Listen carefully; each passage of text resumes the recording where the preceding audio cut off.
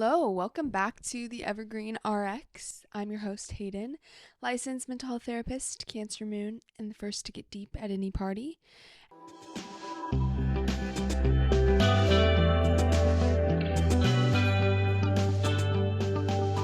And that whole licensed mental health therapist part is going to be a little bit more relevant for what we're talking about today. And also, for those of you watching, hello, welcome to a different setup. I'm not sure if this is going to be my new filming setup or not, but I just want to be really comfy on the couch, and I was never as comfortable as I wanted to be in my old location, so I'm trying this out. Let me know what you guys think. I want it to feel a little bit more relaxed, especially for these mini doses and such. So today I am going to be answering the question, should I go to therapy?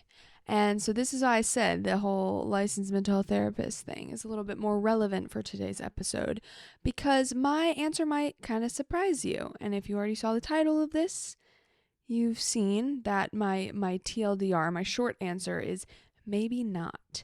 So I kind of wanted to talk about this today just to have the conversation that it doesn't seem like a lot of people are having, or maybe some people are kind of scared to have. Not even scared, I don't want to project on others, but kind of just the movement in recent history has been towards, pro mental health, pro therapy, and that obviously is amazing, and I wouldn't want that to change. And I think it's really helped destigmatize therapy for people and make it a lot more mainstream. Even when I was in high school, I would go to therapy during school. That was the only time my therapist was available. I would go during my lunch break, but I had to leave class a little bit early to be able to get there in time.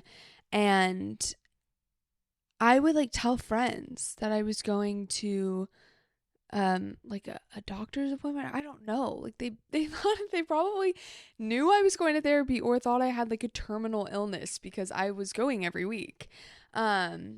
And so a lot has changed since then, where I can't even fathom why I wouldn't have told my friends I was going to therapy. But it just wasn't as common, and that wasn't even too long ago. So obviously, on the whole, this is great.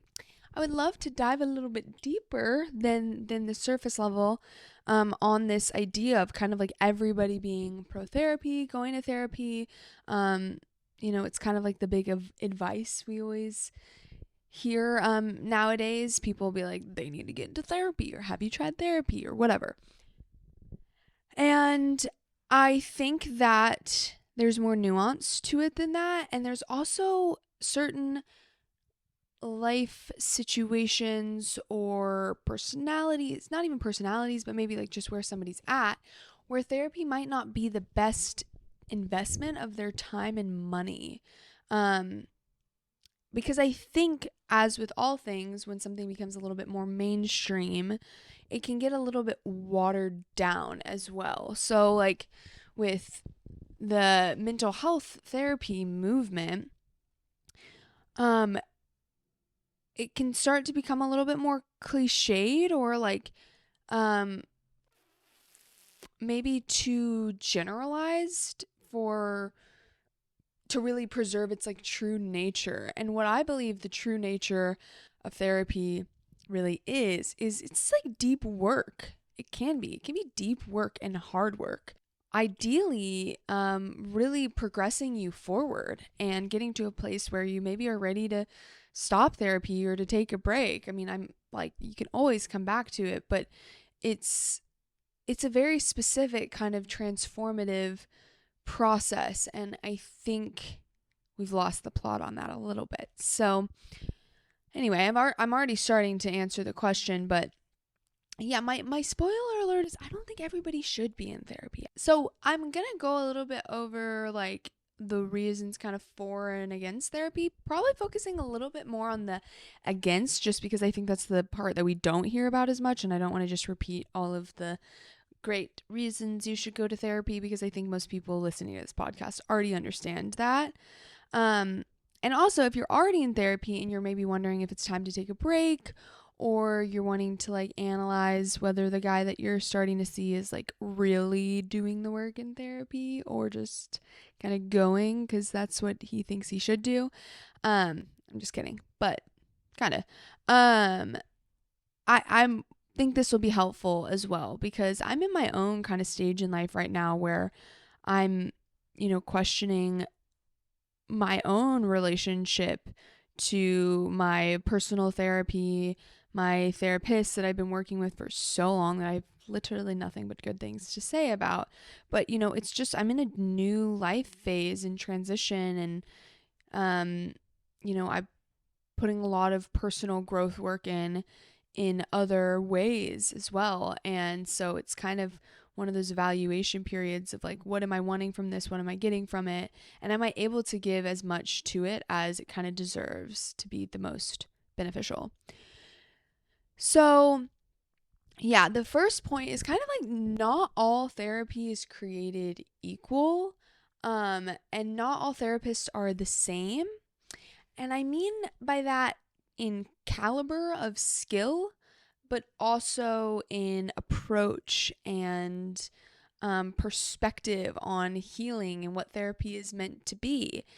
And not to say that the differences are bad, although sometimes they are. Sometimes people are not as qualified as we would hope to be able to really facilitate the kind of growth and transformation that we would want therapy to entail. And so it's kind of looking at it from all of those angles, especially like for yourself. If you're kind of asking this question of yourself of should I be going or should I continue going or whatever, yeah, really kind of looking from all these different angles. Like, one easy example I have is like the format of the type of therapy.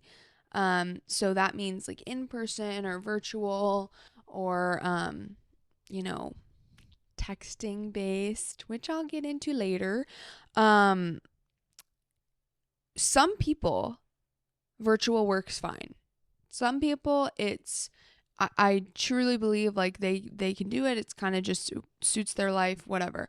For a lot of people, I would say that the work becomes slightly more tangible and visceral and like real when we commit our time and our energy to it by driving to the office and, building in that commuting time and like being in your car thinking about it on the way there and thinking about it on the way back. And, that can add to a level of like rawness or realness that sometimes is really conducive to therapy. And I'm not, I feel nervous talking about this because it's like, well, I know it's very accessible when there's virtual, and I see clients virtually, so I'm not shitting on it, but that is a level if you're kind of really wanting to get serious and really put in the work that therapy kind of requires, then, considering what format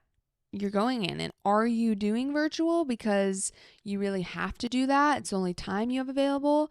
Or is it because there's it feels like a step too much of commitment to go in person? And that's something I would question because there are so many ways that we can go to therapy and not actually be really putting the work in. And there's ways that we can create distance even when we're in it. And one of the ways we can create that distance is through going virtually or just doing it over the phone. And, in a couple weeks, I'm planning on having an episode talking about kind of like how to get past defenses in therapy, like how to open up more and like be more vulnerable and let some of those guards down. So I'll touch on some of this in more detail because I think it is a very complex issue. But these are things to really consider when you're thinking about starting therapy, because if you're finding like the commitment to driving there isn't too strong, or even to, there's even some wishy-washy commitment on going virtually,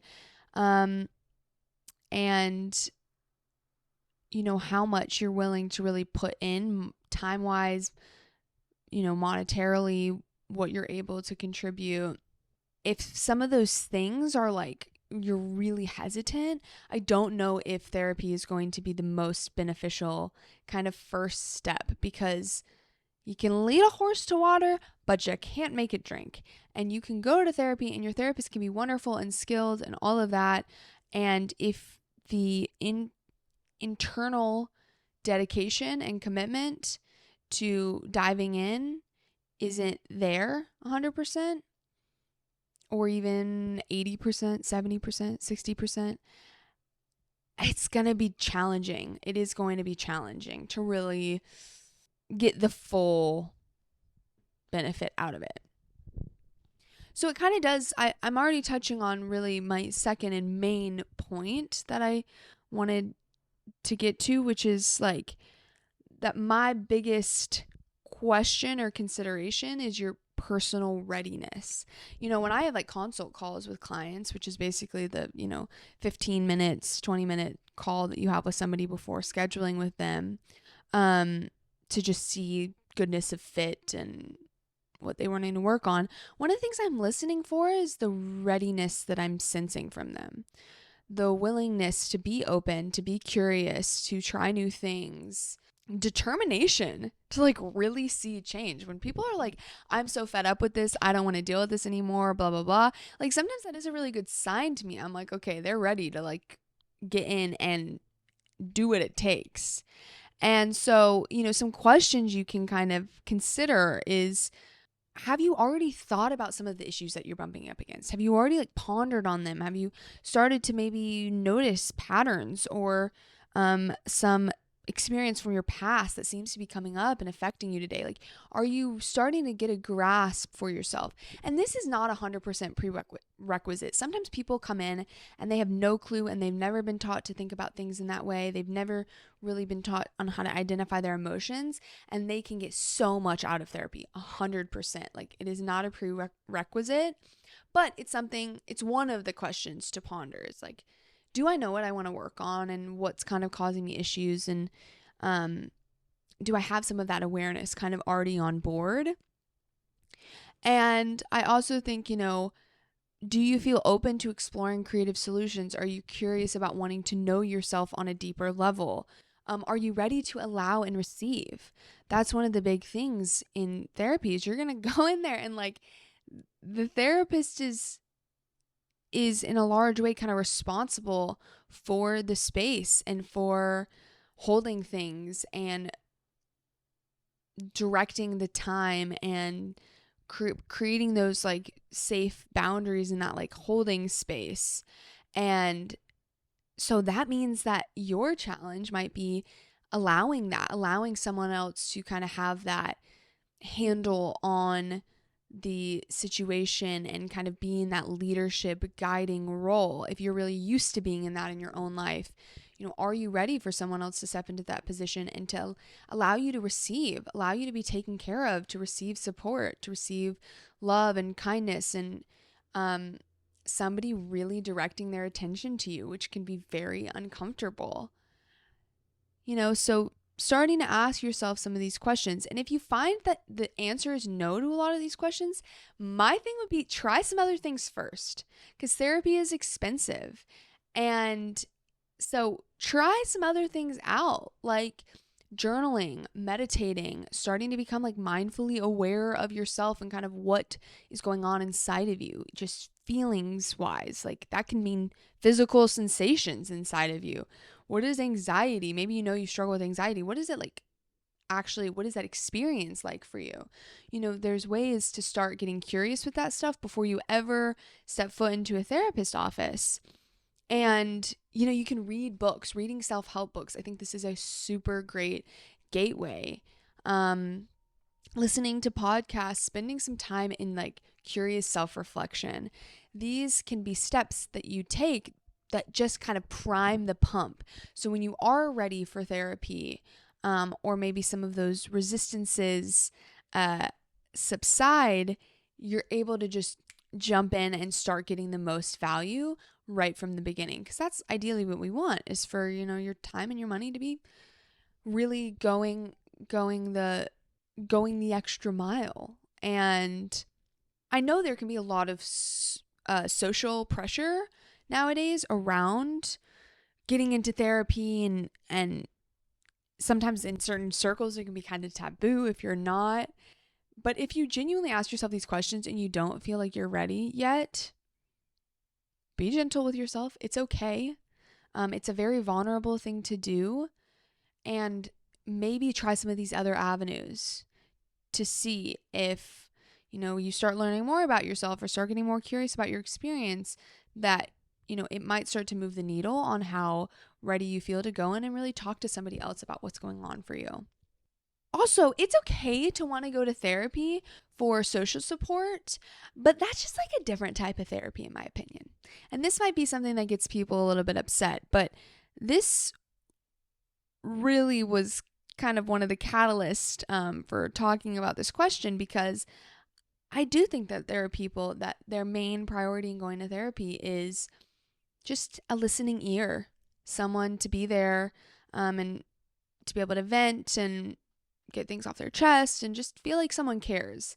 And that is fine. That is great. And there are times where that's exactly what all of us need from our therapist. But if that's kind of the primary thing you're going in for, and it's week after week, and it's really just not kind of moving past that level of just validation and support, that's your prerogative. That's fine. But I almost feel like socially we should have like a different name or like job title for that type of work. And this is when I really get into personal opinion. And I hear this from other therapist friends and stuff too, but ideally what we want is there should be some challenge in therapy. There should be some growth edges that are being pushed. And this brings me to my point for any of you people out there that say that you love therapy.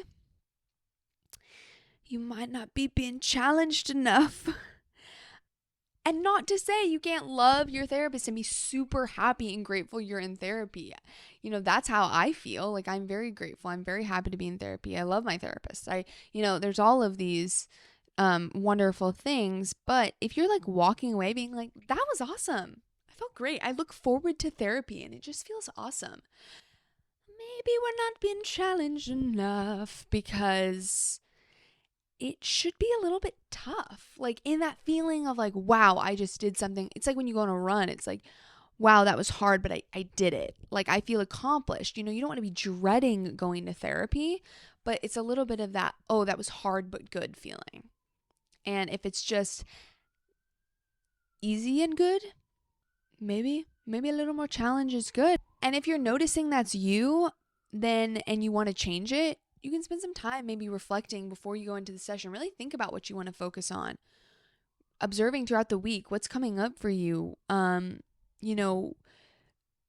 Inviting your therapist to challenge you more. Ooh, that's so awesome. I love when people do that. They say, you could really I really want to be challenged, or don't sugarcoat things. I want to just kind of hear things as they are. I'm like, okay, we can do that.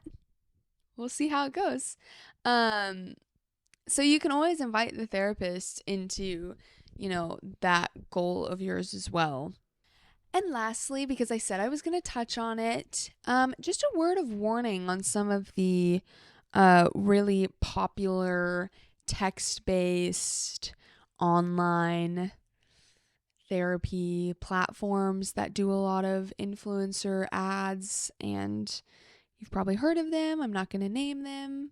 I don't want to be sued, but I would caution on kind of proceeding using those platforms, just because I've heard a lot of horror stories, and I personally have never met a person that works for one of these platforms, and I know a lot of therapists.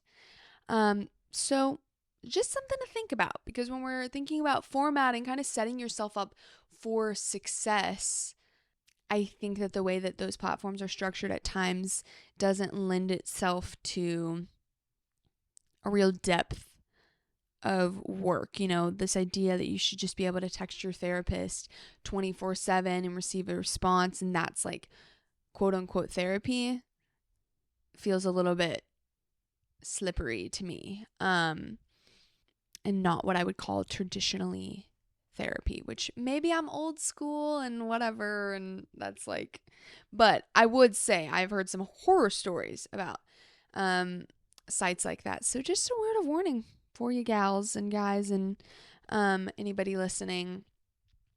But yeah, that's all I got.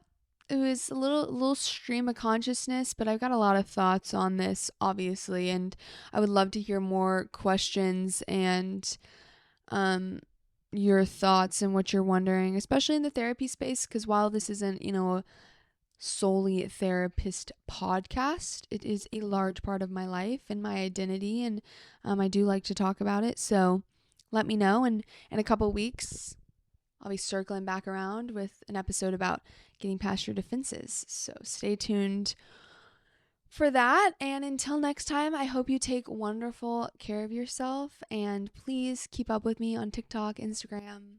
I would love to connect with you. All right. Bye.